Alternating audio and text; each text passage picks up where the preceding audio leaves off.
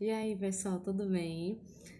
Hoje nós vamos iniciar um novo capítulo com o título Materiais Sintéticos, beleza? Anotem aí a agenda, certo? Vocês irão responder as questões 1 a 6 da página 73. Qualquer dúvida, por favor, me perguntem, ok? Pessoal, antes de iniciar a nossa aula de hoje, prestem atenção aqui, certo? Eu vou deixar aqui a correção da tarefa da semana passada, do dia 5. Então, vocês peguem o caderno de vocês, vão lá na tarefa da semana passada e corrijam-na, certo? Caso tenha alguma resposta totalmente diferente das que estão aí, vocês apaguem e coloquem a certa.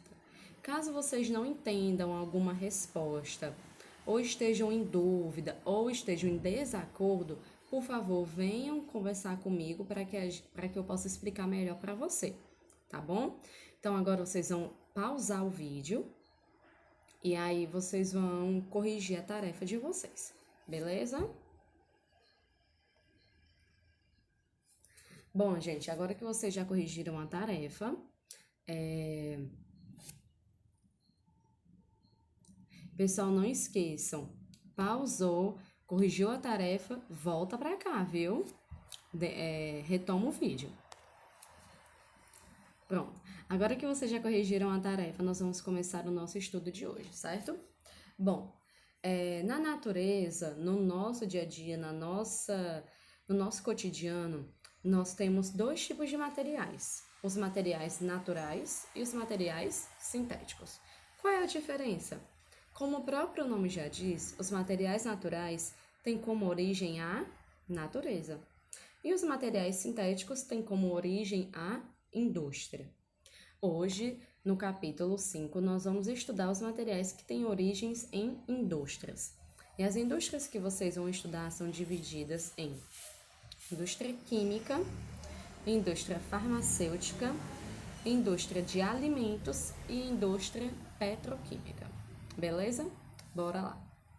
Bom, gente, a indústria química, ela teve a sua origem lá atrás, lá na Revolução Industrial, lá pela década de 1920, 1930, por aí. E nessa época, a indústria química ela utilizava ácido sulfúrico e carbonato de sódio, dois compostos químicos que, com a reação com outras substâncias mais simples, eles conseguiam produzir vidro, tecido, ferro, aço, certo? Então, a indústria química ela era responsável por esse tipo de, por essa produção, por esse tipo de produto, beleza? Com o avanço da indústria e a descoberta das novas tecnologias, a indústria química conseguiu abranger uma maior quantidade de produtos, dentre eles produtos petroquímicos, ou seja, que utilizam petróleo como componente principal, produtos agroquímicos, ou seja, produtos que são usados na agricultura, como os fertilizantes, produtos farmacêuticos, que nós temos uma indústria própria, que é a indústria farmacêutica, e na indústria química também se produz tinta, polímeros, dentre outros. Polímeros, gente, são estruturas complexas, certo? Que são utilizadas na preparação de outras substâncias, beleza? Bom, para ser caracterizado, para ser um produto de origem química, de origem de uma indústria química, ele precisa, óbvio, passar por uma reação química. E nessa reação química é originada uma nova substância. Nós vimos na aula anterior que toda reação química ela é caracterizada como transformação, como reação química, porque origina uma nova substância. Lembra do papel queimando? O papel ele vai se transformar em cinzas, ou seja, eu vou ter uma nova substância ocasionada por uma reação química. E como produtos ocasionados por uma reação química, nós temos a tinta, nós temos a gasolina, nós temos o tecido que produz as roupas que nós usamos, nós temos também vidro, plástico, enfim, certo? Bom, passando aqui da indústria química, nós temos a indústria farmacêutica, que ela é responsável pela produção de remédios. Bom, gente, até o início do século XIX, grande parte dos remédios eram de origem natural, ou seja, eram retirados da natureza. Por isso que muitos dos nossos avós, bisavós, enfim, confiam mais em remédios de origem natural, como chás, como extratos de ervas, porque eles já vêm com essa crença passada de geração em geração. Porque os pais dos nossos avós, enfim, eles tinham o costume mais de utilizar remédios de origem natural, porque foi assim que surgiu a cura para certas doenças, através da própria natureza. Agora, com o avanço da tecnologia e com o surgimento de novas doenças e elas ficando cada vez mais graves e recorrentes, surgiu a necessidade da produção de remédios em uma indústria, produção de remédios para aquele item específico, que eu tivesse certeza que aquele remédio ia curar, ia ter uma chance de cura, certo? E assim surgiu a indústria farmacêutica, que é responsável pela produção de medicamentos e das substâncias que atuam como princípio ativo nele. Ah, tia, como assim? O que é o princípio ativo? Olha só. Aqui eu tenho um medicamento que eu tomo para dor de cabeça chamado Doralgina. E aqui atrás, não dá para ver muito bem, mas aqui atrás eu tenho alguns componentes dele, como dipirona, cafeína e mucato de isometeptano. Pronto. O maior componente que se encontra aqui nesse remédio se chama dipirona. Eu tenho 300 miligramas de dipirona aqui nele, certo? Então, a dipirona ela é o princípio ativo da Doralgina. Tanto que, como é remédio similar à Doralgina, eu tenho a Novalgina, que também tem a mesma composição da Doralgina. 300 miligramas de dipirona, 30 miligramas de cafeína e 30 miligramas do mucato aqui que eu citei, certo? A diferença é que a Doralgina ela é mais barata e a Novalgina ela tem um preço maior. Isso, gente, é por conta muito da marca. A marca que coloca o preço no remédio, certo? Agora, lembra que eu disse que o princípio ativo da Doralgina e da Novalgina se chama dipirona? Aqui eu tenho um remédio que é a própria dipirona. E eu também poderia tomá-la, olha só, não sei se dá para ver na imagem. Eu também poderia tomá-la para dor de cabeça. Por quê? Porque o princípio ativo que é a dipirona é o mesmo princípio ativo da Doralgina, certo? E por esse remédio aqui, essa dipirona não tem uma embalagem tão bonitinha como a Doralgina, como a Novalgina, não tem uma marca, a dipirona se torna ainda mais barata, certo? Então, quando eu tenho um remédio que ele não tem marca, ele é bem mais barato do que um remédio que tem marca, beleza? E é por isso que a gente encontra remédios de diferentes preços tendo o mesmo princípio ativo, tendo a mesma composição. É muita questão da marca, beleza? Agora,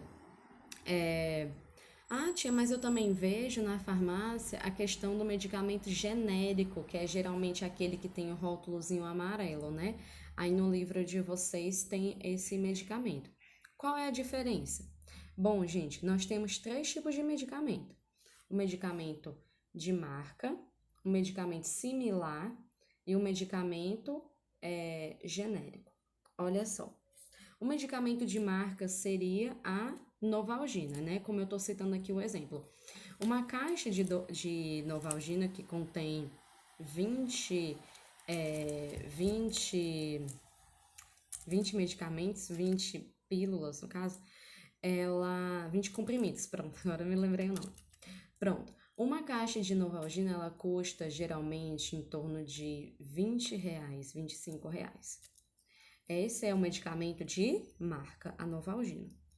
Agora, quando eu pego a Doralgina, que tem o mesmo composto da Novalgina, a Doralgina ela já tem uma outra marca, ele é um similar, é uma parecida, similar é parecida. Uma caixa de Novalgina custa em torno de R$ 12. Você ainda encontra às vezes de R$ 6. Ou seja, bem abaixo do preço, né? Por quê? Porque o que difere é a marca. Agora, quando eu pego um medicamento genérico, ele não possui marca. Ele possui apenas o seu princípio ativo, como é o caso aqui da dipirona. A dipirona possui apenas como nome o princípio ativo. Tanto que você chega na farmácia e pergunta: "Ah, eu queria comprar dipirona". Você pede no caso: "Ah, eu queria comprar dipirona". Aqui no caso eu chego pedindo uma Doralgina. Mas se eu quisesse um medicamento genérico, eu pediria logo pelo nome do princípio ativo, que é a dipirona. Ah, eu queria uma dipirona. Como também acontece no caso do paracetamol. Paracetamol é outro exemplo, é um medicamento genérico. O medicamento de marca do paracetamol é o Tilenol, ou então outros medicamentos, certo? Então, o genérico ele é mais barato por isso, porque ele não tem marca, ele não tem uma embalagem bonitinha, certo? E a gente pode encontrar similares, como eu que citei o exemplo de vocês, com um preço mais em conta e tendo o mesmo composto. A diferença única e exclusiva é a marca. Beleza? Bora lá continuar. Saindo da indústria farmacêutica, nós vamos aí para a indústria de alimentos, que como o próprio nome já diz, é onde produzem alimentos em larga escala, alimentos que serão comercializados, serão colocados em supermercados, mercantis, enfim. Ou então, a indústria de alimentos, ela também produz os ingredientes para a preparação desses alimentos. Nós vamos ver isso agora. A indústria de alimentos se divide em quatro: a indústria de alimentos frescos, a de produtos base, a de alimentos prontos e a de alimentos em conserva. A de alimentos frescos, ela produz, olha só, as verduras, legumes e frutas, certo? Não é que produz, né? Porque a parte dos legumes, verduras e frutas, quem cuida da produção é a natureza. Agora, a indústria, ela vai ser responsável por separar, por descartar aquela verdura que está estragada, que está podre, enfim. A indústria de produtos base, ela serve para produzir os ingredientes que serão necessários para a preparação dos alimentos, como sal, farinha, açúcar, certo? A indústria de alimentos prontos é a indústria daqueles alimentos congelados, como aquele hambúrguer, empanado de frango, pizza. É a indústria mais prejudicial à saúde, porque como eles congelam o alimento todo pronto, então eles utilizam uma quantidade de sal, de açúcar excessiva para que aquele alimento fique conservado. E nós temos também a indústria de alimentos em conserva, que é a indústria que utiliza algum tipo de líquido, algum tipo de conservante para que aquele alimento fique conservado dentro de uma lata ou dentro de um pote de vidro, como é o caso do milho, da ervilha, do molho de tomate, daqueles molhos que a gente compra já prontos. Beleza? Agora, para terminar, nós temos a indústria petroquímica. Ela é bem parecida com a indústria química, né? Porque na indústria petroquímica são necessárias as reações químicas para que sejam produzidos novas substâncias, novos produtos. Porém, a indústria petroquímica, ela tem como maior e a principal produto o petróleo, certo? A indústria petroquímica utiliza o petróleo de duas formas: em destilação fracionada nas refinarias ou então na separação dos componentes em reações químicas. Como assim, tia? Bom, quando o petróleo ele é destilado de forma fracionada, eu tenho um produto mais próximo do petróleo, como a gasolina, por exemplo. Agora, quando eu tenho a separação dos componentes do petróleo e eu vou utilizar alguns desses componentes, eu tenho produtos como tinta, como tecido, como perfume, certo? Que não vão utilizar o petróleo todo como um todo, e sim algumas substâncias vindas do petróleo. Beleza? Então, gente, essa foi a nossa aula de hoje. Eu espero que vocês tenham gostado e entendido. E por favor, qualquer dúvida na hora da realização da atividade ou do conteúdo, me perguntem.